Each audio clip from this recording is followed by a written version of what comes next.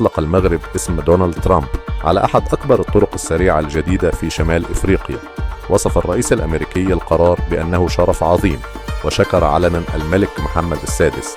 لكن هذا ليس مجرد طريق عادي، يمتد طريق تزنت الداخلي السريع لمسافة مذهلة تبلغ 1000 كيلومتر، محاذيا ساحل المحيط الأطلسي. يمر الطريق عبر مدن جنوبية رئيسية مثل كلميم والعيون. تم إطلاق هذا المشروع الضخم للبنية التحتية عام 2015، وبلغت تكلفته حوالي 10 مليارات درهم. هدفه الأساسي هو توحيد وسط المغرب ماديا واقتصاديا مع ولاياته الجنوبية.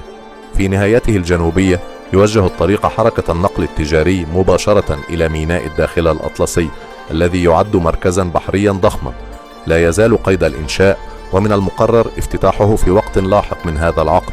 والآن، وبعد أن أصبح المشروع الذي استمر لعقد من الزمان جاهزا للتشغيل بالكامل، يخطط ترامب للسفر على طول الطريق الذي يحمل اسمه والذي يبلغ طوله 1000 كيلومتر قريبا جدا.